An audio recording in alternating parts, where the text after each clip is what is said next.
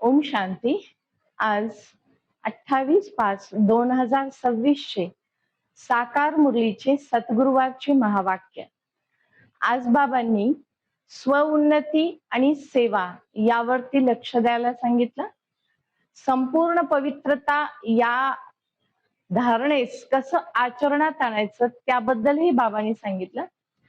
तकदीर अर्थात भाग्य श्रेष्ठ कसं बनवायचं, पवित्र गृहस्थ आश्रम हे श्रेष्ठ कसं आहे आणि बाबांकडे आपण आपली श्रेष्ठ तकदीर भाग्य बनवण्यासाठी अभ्यासावर स्व अध्ययनावर कसे लक्ष द्यायला पाहिजे यावरती बाबांनी विशेष आज सांगितलेलं आहे.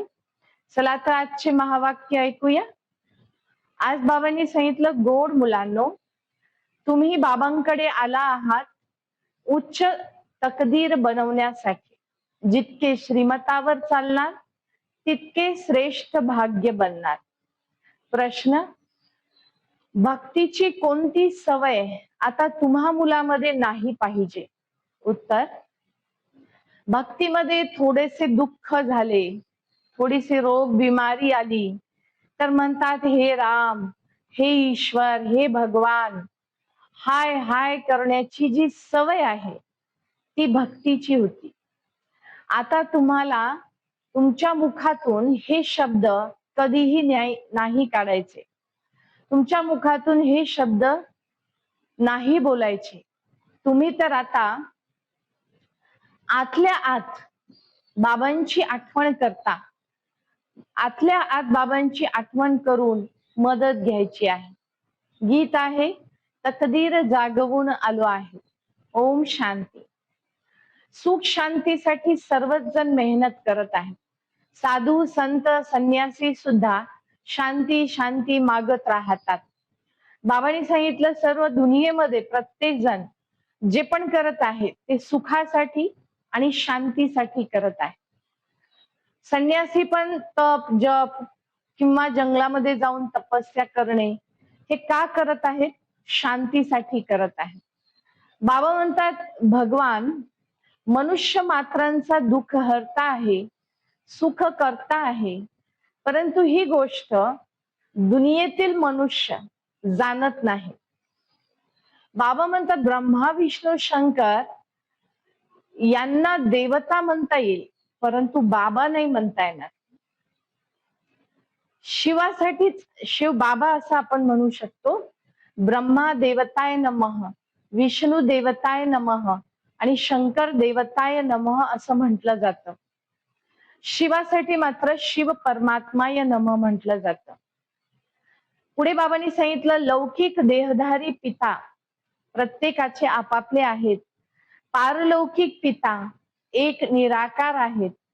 पारलौकिक पिता असतानाही लौकिक पित्यास आठवण करत नाहीत, पण लौकिक पिता असतानाही पारलौकिक पित्यास मात्र सर्वच जण आठवण करतात. याचा अर्थ की पारलौकिक पिता सर्व शक्तिवान आहेत आणि सागर आहेत. बाबांनी याचं खूप विस्तृत विश्लेषण केलेलं आहे की पारलौकिक पित्यास आत्मा आठवण करते आणि आत्म्याचं आणि परमात्म्याचं अनेक जन्माचं नातं आहे. बाबा स्वतः म्हणतात की मी या ब्रह्मातनामध्ये प्रवेश करून तुम्हाला ब्रह्मामुख वंशावली ब्राह्मण बनवतो, ओटीमध्ये घेतो, पवित्र गृहस्थ आश्रमाची स्थापना करतो. आज गृहस्थ आश्रम नाहीये, गृहस्थ प्रवृत्ती अपवित्र बनली आहे. आता पवित्र प्रवृत्तीची स्थापना परमात्मा करतात. सतयुगात आणि त्रेतायुगात पवित्र प्रवृत्ती मार्ग आहे. बाबा सांगतात पुढे, शास्त्र वाचल्यामुळे बाबांना नाही भेटतायत. यज्ञ तप भक्तीमध्ये असं समजतात की हे ईश्वराला भेटण्याचे रस्ते आहेत, परंतु शिवबाबांनी आज स्पष्ट सांगितलं की यज्ञ तप करणे, शास्त्र वाचणे याद्वारे कुणी मला भेटू शकत नाही. मग बाबांना भेटण्याचा रस्ता काय? बाबा म्हणतात, जेव्हा तुम्ही स्वतःला आत्मा समजाल, जेव्हा तुम्ही रचयिता आणि रचनाचं ज्ञान समजून घ्याल तेव्हा मला भेटता येईल. आत्मा एक सेकंदात जर अमेरिकेत हिसाब किताब असेल तर अमेरिकेत जाऊन जन्म घेऊ शकते, इतकी तीव्र आहे आत्मा. बाबांनी आत्म्याचंही काही वर्णन आज महावाक्यांमध्ये केलेलं आहे. बाबा म्हणतात आत्मा जिथे ऋणानुबंध आहेत, हिसाब किताब आहेत, तिथे जाऊन जन्म घेते. आणि आत्मा एवढी तीव्र फास्ट आहे, तीव्र वेगी आहे की एक सेकंदात ती भारतातून जरी शरीर सोडलं, आत्मा निघाली तर ती अमेरिकेत एका सेकंदात जाऊ शकते. एक सेकंद.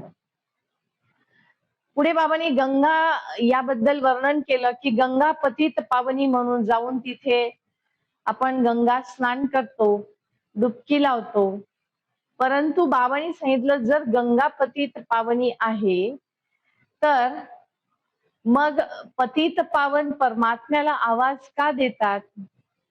तुम्हाला पुण्यात्मा बनायचे आहे तर पाणी किंवा नदी याद्वारे पावन नाही बनता येणार. आत्म्याला पावन बनवण्यासाठी विचार कर्म बदलावे लागतील. आत्म्याचं कनेक्शन परमात्म्यासोबत जोडावं लागेल. 84 जन्माचं चक्र आहे, न की 84 लाख जन्माचं. याचंही विश्लेषण आज बाबांनी महावाक्यांमध्ये केलेलं आहे. 5000 वर्षाचं सृष्टीचं चक्र आहे आणि त्यामध्ये आपण 84 जन्म घेतो, 84 लाख जन्म नाही. बाबा म्हणतात 16 कला आत्मा सतयुगात होती, मग 2 कला त्रेतायुगाच्या कमी झाल्या. त्रेतायुगामध्ये 2 कला आत्म्यामधील निघून गेल्या, 14 कला राहिल्या. असं चक्र फिरत फिरत संगम युगाच्या सुरुवातीपर्यंत अर्थात कलियुगाच्या अंतापर्यंत आत्मा कलाहीन झाली. आता पुन्हा आत्म्यामध्ये 16 कला भरायच्या आहेत, तर ते कार्य संगम युगावर चालतं. बाबांच्या आठवणीने आपण आपल्यामधल्या पुन्हा त्या कला धारण करतो. बाबा म्हणतात शास्त्र वगैरे भक्तीचे ज्ञान आहे. स्वतःला नीच पापी कपटी म्हणणे हे भक्तीमध्येच आहे, ज्ञान मार्गात नाही. ज्ञान मार्गात बाबा विविध स्वमान देतात आणि त्या स्वमानाच्या आधारे आत्म्याचं उत्थान होतं. शाळेमध्ये गेल्यानंतर कोणी जज बनतं, कोणी इंजिनियर बनतं आणि आपली तकदीर श्रेष्ठ बनवण्याचा, भाग्य बनवण्याचा प्रयत्न शाळेमध्ये केला जातो. तसेच बाबा म्हणतात तुम्ही इथे ईश्वराकडे आला आहात आपली तकदीर भाग्य बनवण्यासाठी, आणि हे भाग्य आपल्याला आपल्या कर्माद्वारे, अभ्यासाद्वारे बनवायचे आहे. इथे आहे आत्म्याचा अभ्यास, तिथे आहे विविध दुनियेचा अभ्यास, दुनियेतील दुनियादारीचा अभ्यास, पण इथे आहे आत्म्याचा अभ्यास. आत्मा म्हणते माझं शरीर, शरीर नाही म्हणत माझी आत्मा. आत्मा म्हणते माझं शरीर. आत्मा नाही तर शरीर बोलू शकत नाही. शरीरात आत्मा आहे तर ह्या सर्व क्रिया चालू आहेत. बोलणे, चालणे, कर्म करणे, खाणे, झोपणे. आत्मा निघून गेली तर ह्या सर्व क्रिया बंद होतील. बाबा म्हणतात सतयुगात मृत्यू हा शब्द नाही, आणि बरेच जण इथे म्हणतात की मृत्यू झाला तर स्वर्गात जातो. तर बाबा म्हणतात इथे आहेच नरक, इथे स्वर्ग नाहीच आहे, तर स्वर्गात कुठे जाणार? आता बाबा येऊन स्वर्गवासी आपल्याला बनवतात, स्वर्गाची स्थापना करतात. म्हणून बाबा म्हणतात लिबरेटर, सुप्रीम आत्मा, परम आत्मा हे टायटल शिवबाबांसाठीच आहे. अर्थात सुप्रीम आत्मा म्हणजे सर्वोच्च सत्ता, लिबरेटर म्हणजे दुःखातून, अज्ञानातून, पापातून आत्म्यांना सोडवणारे, आणि परमधाम निवासी आहेत बाबा. बाबा आठवण करून देतात की हा तुमचा अंतिम जन्म आहे, आणि या अंतिम जन्मामध्ये आता तुम्हाला बाबाकडून संपूर्ण वारसा हक्क अधिकाराने घ्यायचा आहे. आपण याचं खूप सुंदर विश्लेषण केलेलं आहे. वारसा हक्क सर्वांना मिळत नाही. वारसा हक्क अधिकाराने तेच घेऊ शकतात जे अंतिम जन्मामध्ये बाबासोबत बुद्धीचा योग लावतात. बाबा म्हणतात मी व्यापारी आहे, मी फलाना आहे, हे स्मृतीमध्ये राहतं. हे सर्व आहे देह अभिमान. हे देह अभिमान तोडून मी आत्मा आहे ही स्मृती जेव्हा राहील तेव्हा बाबाकडून वारसा हक्क आपल्याला मिळेल.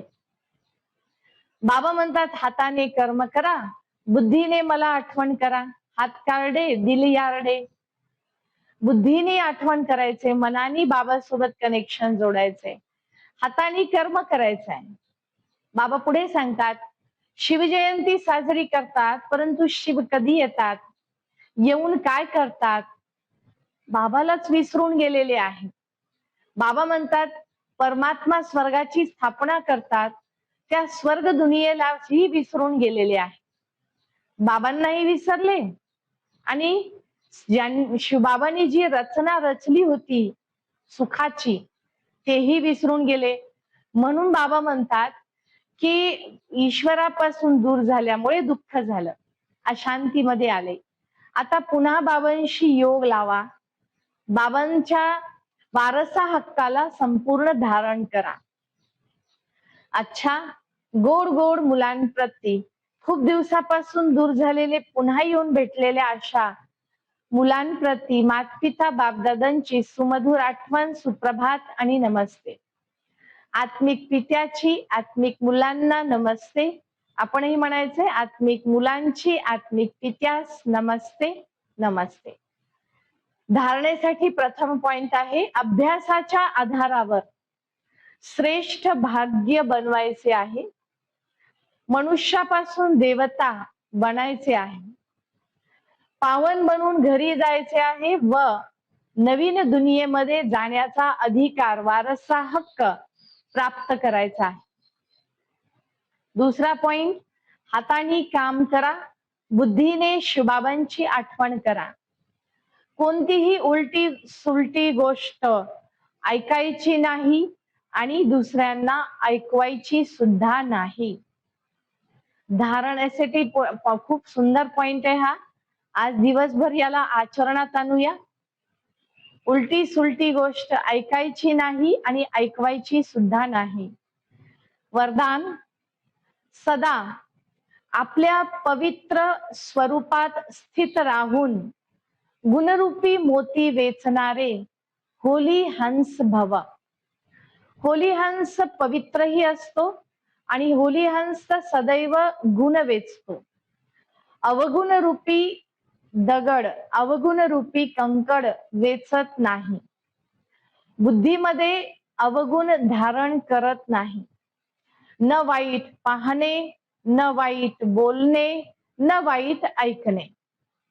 जे या आज्ञेच्या स्मृतीमध्ये राहतात ते सदा सागराच्या किनारी राहतात आणि हंसांचा ठिकाणा सागर आहे.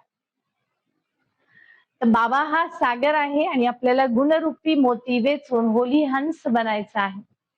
सुविचार चालता फिरता फरिश्ता स्वरूप राहणे हेच ब्रह्मा बाबांची दिलपसंद भेट वस्तू गिफ्ट आहे. चालता फिरता फरिश्ता बनणे हीच आपण बाबांना गिफ्ट देऊ शकतो. आजचा अव्यक्त इशारा आहे सदा अचल अडोल एकरस स्थितीचा अभ्यास करण्यासाठी आज बाबांनी सांगितलं स्व उन्नती व सेवेची उन्नती आठवण यामध्ये व्यस्त राहा. अन्य गोष्टीमध्ये बुद्धीला भटकवू नका. दुसरी गोष्ट बाबांनी सांगितली सर्वांप्रती शुभ भावना शुभ कामना ठेवा. तिसरी गोष्ट सांगितली संबंधाचा आधार भूमिका नाहीये, सेवेच्या संबंधामध्ये भूमिका वटवायची आहे. सेवेचा संबंध विनाशी साधनांचा सहारा आधार घेऊ नका. विनाशी संबंधांचा साधनांचा सहारा किंवा आधार घ्यायचा नाही. निमित्त मात्र बनून, न्यारे राहून, अलिप्त राहून आपल्याला कर्म करायचे आहे. तर सदा अचल, अडोल, एकरस अवस्था राहील. याचं विस्तृत विश्लेषण आज बाबांनी महावाक्यांमध्ये केलेलं आहे. तर याचा निश्चित आपण अभ्यास करूया. ओम शांती.